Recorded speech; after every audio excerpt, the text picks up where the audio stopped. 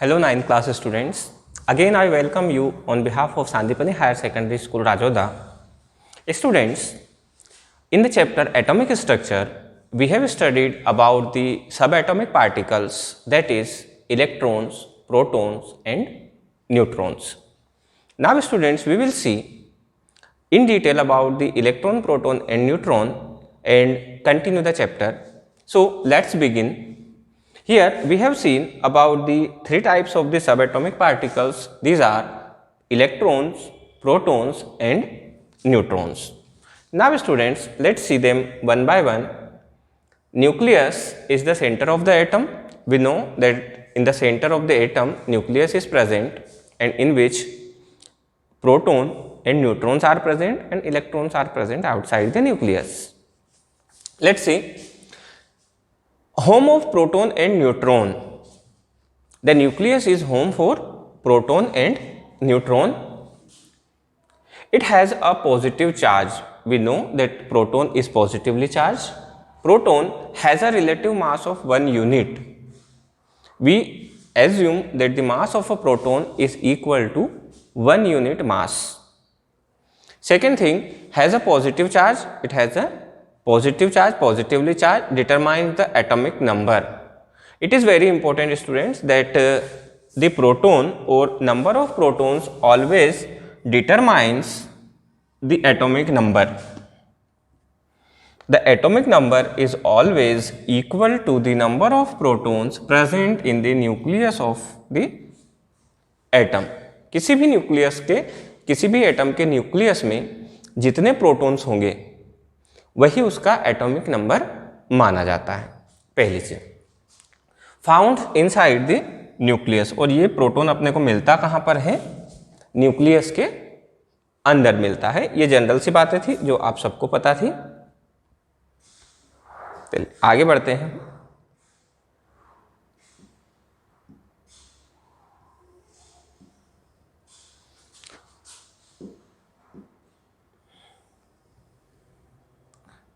अब atomic structure में second चीज हम देखते हैं न्यूट्रॉन के बारे में. तो न्यूट्रॉन में चार्ज नहीं होता है. There is no charge on the neutron. It is electrically neutral. ना तो पॉजिटिव चार्ज है ना ही नेगेटिव चार्ज है. Second thing, it also has a mass equal to 1 unit. That means students, here we assume that the mass of the proton and mass of the neutron is equal to each other, because we have seen that the mass of a proton is also 1 unit, but charge is positive and here there is no charge on the neutron. तो दोनों में charge तो अलग अलग है. अलग अलग है मतलब न्यूट्रॉन में कोई चार्ज नहीं है, प्रोटॉन में पॉजिटिव चार्ज है, बट दोनों के मास बराबर है. मास दोनों के इक्वल है, that is 1 unit, and it is also found inside the nucleus. देखो ये भी कहां पर प्रेजेंट होता है? हमारे न्यूक्लियस के अंदर प्रेजेंट होता है, और इसको हम रिप्रेजेंट करते हैं स्मॉल n से. जिस तरह से हमने यहाँ पर देखा था कि हम जो प्रोटॉन होता है उसको रिप्रेजेंट करते हैं स्मॉल p से. They are always denoted by the small letters of the their starting letter. हमेशा हम इनको स्मॉल लेटर से रिप्रेजेंट करते हैं. स्मॉल p से हम रिप्रेजेंट करेंगे प्रोटॉन को, स्मॉल n से रिप्रेजेंट करेंगे हम न्यूट्रॉन को, और यहाँ पर थर्ड जो सब एटॉमिक पार्टिकल है हमारा, that is electron, is represented by the small e. इसको हम रिप्रेजेंट करेंगे स्मॉल e से. अब देखते हैं अपन इलेक्ट्रॉन के बारे में. तो electron has a negative charge. सबसे पहली चीज कि इलेक्ट्रॉन पर जो चार्ज होता है वो कैसा है? हमारा नेगेटिव चार्ज है, पहली बात. दूसरी चीज, फाउंड आउटसाइड द न्यूक्लियस. ये भी इंपॉर्टेंट है बच्चों. अभी तक हमने देखा था इसके पहले जो दोनों सब एटॉमिक पार्टिकल्स थे, that is proton and neutron, वो दोनों कहां पर प्रेजेंट होते थे? न्यूक्लियस के अंदर. अब इलेक्ट्रॉन कहां पर प्रेजेंट है? न्यूक्लियस के बाहर. It is present outside the nucleus. Rutherford's atomic model electrons are around the nucleus. लेकिन देखो रदरफोर्ड ने हमें क्या बताया था कि जो इलेक्ट्रॉन प्रेजेंट होते हैं they are just like the plum pudding model. जो प्लम पुडिंग होती है जिसमें रेजिन सीड्स जो होते हैं, या फिर वाटरमेलन की बात करें, how the seeds are scattered inside the watermelon, Just like that, the electrons are scattered inside the atom but outside the nucleus. Around the nucleus they are present. But later on, when the discovery took place in detail, then Niels Bohr told that the electrons are present outside the nucleus but not in the random manner. They are present inside the definite path of the definite energy and we call them orbitals. ये एक fix energy वाले path में revolve करते हैं, अपन ने देखा है ना, कि ये जो न्यूक्लियस है हमारा, न्यूक्लियस के आसपास ये जो फिक्स एनर्जी वाले जो भी ऑर्बिटल्स हैं जिनकी एनर्जी फिक्स है, ये इसमें रिवॉल्व करता है और इसको हम बोलते हैं ऑर्बिटल्स. तो ये बोर्स मॉडल ने फिर हमें क्या बताया कि electrons are in specific energy levels called shells. ये शेल्स में मूव करते हैं इलेक्ट्रॉन्स फिक्स एनर्जी में. ये जो है न्यूक्लियस के अराउंड तो होते हैं बट इनडेफिनेट मैनर में रेंडमली स्कैटर्ड नहीं होते हैं, एक फिक्स शेल में प्रेजेंट होते हैं और उस शेल की एनर्जी फिक्स होती है ना. इस तरह से जो यहाँ पर हम बात करें तो ये जो एनर्जी है यहाँ पर सबसे कम, फिर ज़्यादा, फिर ज़्यादा, फिर ज़्यादा, इस तरह से उसकी एनर्जी धीरे धीरे बढ़ती जाती है. आगे बढ़ते हैं बच्चों. अब देखो, how are P N R and E R related to each other. जो प्रोटॉन है, न्यूट्रॉन और इलेक्ट्रॉन, ये तीनों एक दूसरे से किस तरह से रिलेटेड रहते हैं, किस तरह से संबंधित है एक दूसरे से. तो यहां पर हम देखें, number of proton is always equal to number of electrons. But remember, यहां पर बच्चों हम जो बात कर रहे हैं वो बात हम कर रहे हैं इलेक्ट्रिकली न्यूट्रल एटम की. मतलब ऐसा एटम जिस पर कोई चार्ज नहीं है. आपने कई बार देखा होगा इस तरह से, जैसे हाइड्रोजन की ही बात अपन कर लेते हैं तो H+ लिखा रहता है कहीं कहीं पर, है ना. या फिर सोडियम की बात करें तो Na+, क्लोरीन की बात करें तो आपने Cl- लिखा हुआ देखा होगा. तो हम इस तरह के आयंस की बात नहीं कर रहे हैं. ये क्या है, आयंस हो गए, पॉजिटिव और नेगेटिव आयंस जिनके ऊपर कोई चार्ज है. तो इसमें number of protons is not equal to number of electrons.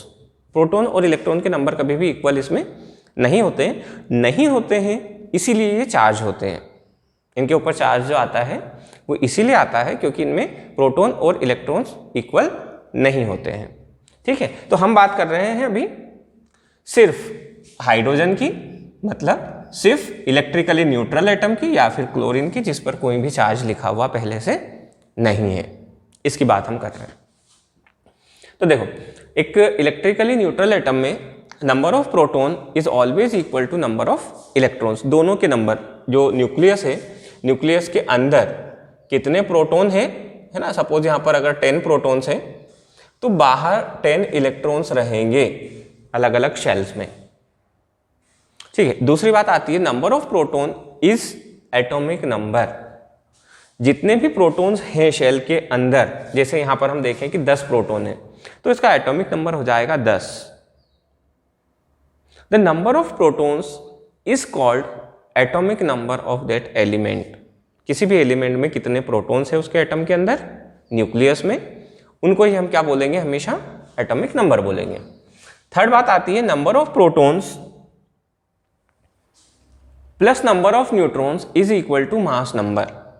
Mass number किसको बोलेंगे हम, या एटॉमिक मास. मास नंबर को ही हम एटॉमिक मास भी बोलते हैं. Mass number is always equal to number of protons plus number of neutrons. जैसे कोई एटम है, एटम के सेंटर में सपोज यहां पर प्रोटॉन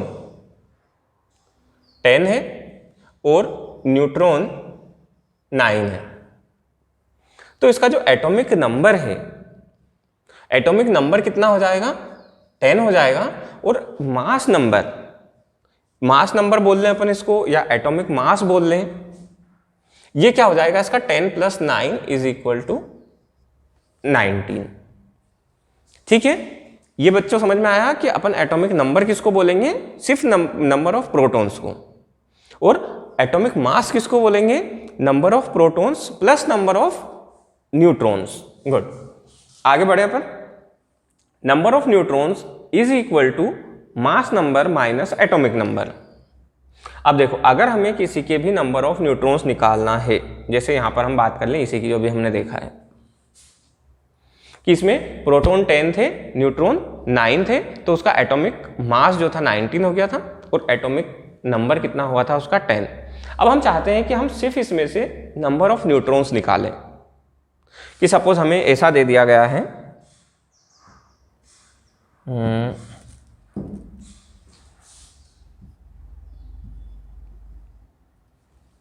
हमें ऐसा दिया हुआ है कि suppose there is an element having the atomic number 10 and mass number 19, then what will be the number of neutron in that element, कि उस एलिमेंट में न्यूट्रॉन के नंबर क्या होंगे जिसका मास नंबर जो है वो 19 है और एटॉमिक नंबर जो है वो 10 है। तो हम क्या कर सकते हैं, यहाँ पर हमारे पास में एक फॉर्मूला है, number of neutrons is equal to mass number minus atomic number. तो नंबर ऑफ न्यूट्रॉन्स हमें निकालना है, मास नंबर हमें दिया हुआ है यहाँ पर 19 है, माइनस एटॉमिक नंबर हमारे पास में 10 है, तो ये इज इक्वल टू आ गया हमारे पास में 9। ये एक छोटा सा फॉर्मूला है in order to find the number of neutrons in the nucleus of the atom. ठीक है, आई होप ये आपको समझ में आया होगा अच्छे से। चलिए आगे बढ़ते हैं अपन।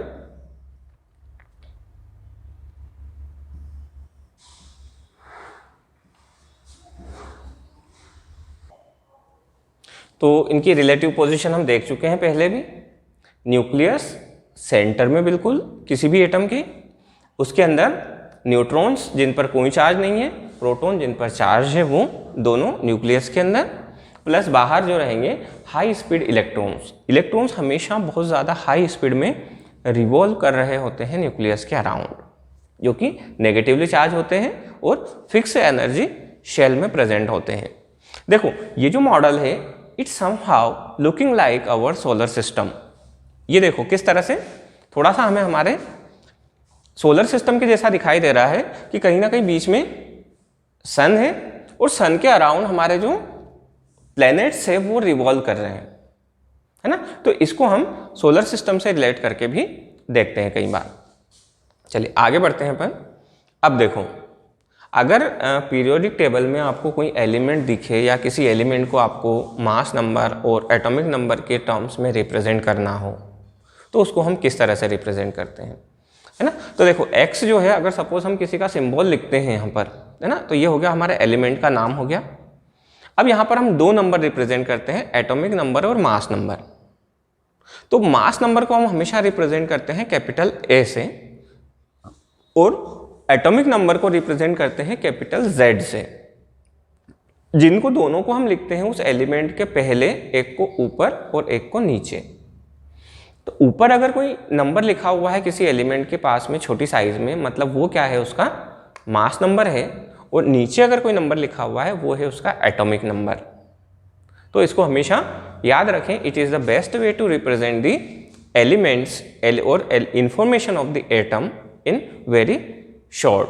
किसी भी एलिमेंट की बहुत शॉर्ट में अपन इंफॉर्मेशन को रिप्रेजेंट करने के तरीके को अपन यहाँ पर देखते हैं।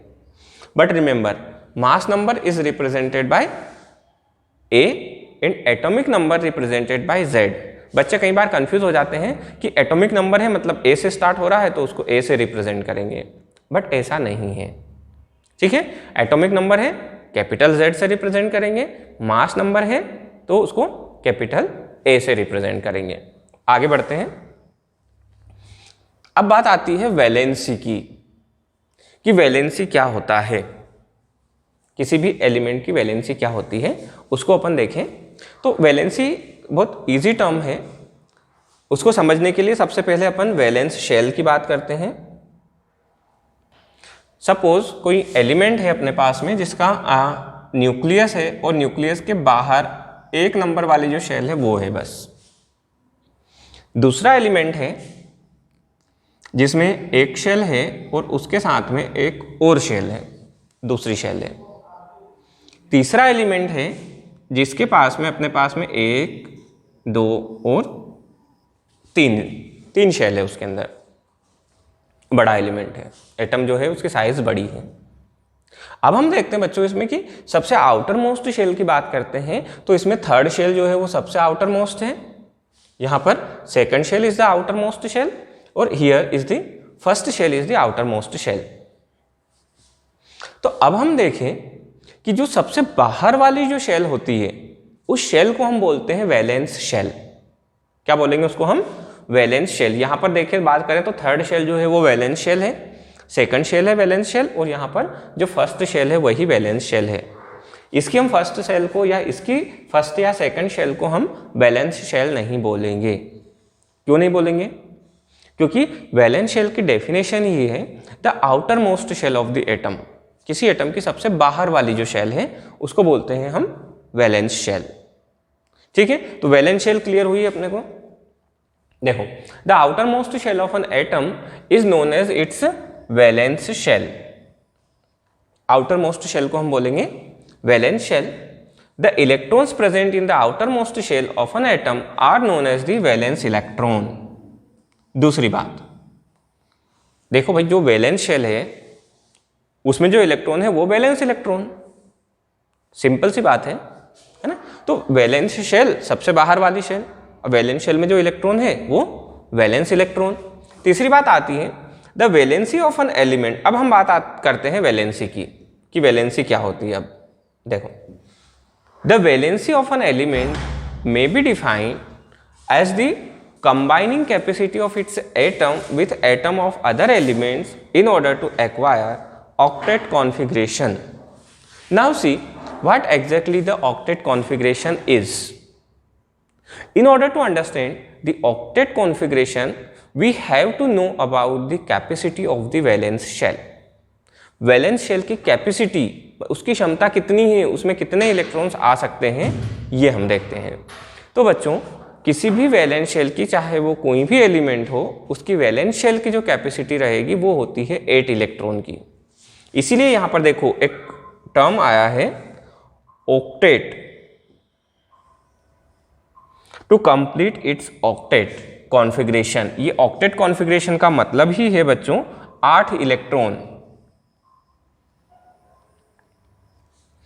कि 8 इलेक्ट्रॉन्स जो है वो अगर उसके शेल में कंप्लीट होते हैं, that means the atom of that element is in stable state. वो क्या रहेगा? स्टेबल स्टेट में आ जाएगा। तो 8 इलेक्ट्रॉन में क्या होता है कि 1 से लगा करके 4 तक, अगर कोई किसी का 1 से लगा करके 4 तक आउटर मोस्ट शेल में इलेक्ट्रॉन है तो वो उसकी वैलेंसी हो जाएगी।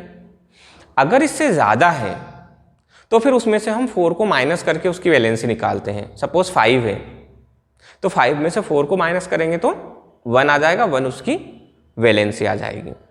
तो ये ऑक्टेट कंप्लीट करने के लिए, 8 इलेक्ट्रॉन कंप्लीट करने के लिए वो जितने इलेक्ट्रॉन्स लेगा, जितने एटम से कंबाइंड होगा सिंगल इलेक्ट्रॉन देने वाले से, या जितने इलेक्ट्रॉन्स गेन करेगा या जितने इलेक्ट्रॉन लूज करेगा, that is the valency of that atom.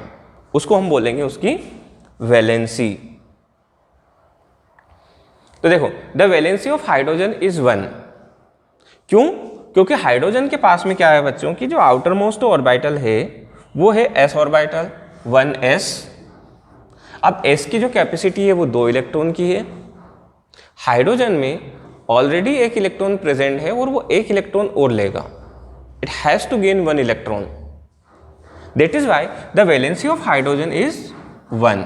तो हाइड्रोजन की जो वैलेंसी हुई वो कितनी हो गई? 1 हो गई। फिर बात आती है एटॉमिक नंबर की। तो एटॉमिक नंबर के बारे में हमने अभी देखा है कि जो भी नंबर ऑफ प्रोटॉन्स है उनको हम बोलते हैं atomic number. It is represented by the capital Z। उसको कैपिटल Z से रिप्रेजेंट करते हैं हम। Elements are defined by the number of protons they possess. तो जितने भी प्रोटॉन्स होते हैं ये उनकी क्वालिटी को रिप्रेजेंट करते हैं किसी भी एलिमेंट की। That means the atomic numbers are the characteristic property of the element, या किसी भी एलिमेंट की जितने भी कैरेक्टरिस्टिक प्रॉपर्टीज हैं वो सब किसके कारण होती हैं? उसके एटॉमिक नंबर के कारण। और एटॉमिक नंबर मतलब उसके नंबर ऑफ प्रोटॉन्स, प्रोटॉन के नंबर के कारण उसकी प्रॉपर्टी होती है। The atomic number of hydrogen is 1, simply क्योंकि उसमें एक ही प्रोटॉन है तो उसका एटॉमिक नंबर 1 हो जाएगा। सेकंड बात आती है मास नंबर की। मास नंबर के बारे में भी अभी हमने देखा है कि mass number, that means mass number is always equal to the number of protons plus number of neutrons present in the nucleus of the atom. उसके एटम के न्यूक्लियस में जितने भी प्रोटॉन और न्यूट्रॉन होंगे उनके सम अप करके, उनको जोड़ करके जो आता है उसको हम बोलते हैं mass number.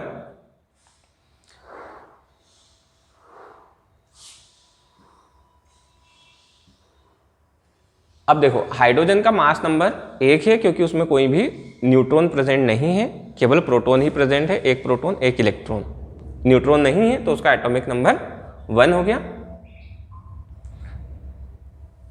Next important topic आता है हमारा आइसोटॉप्स का।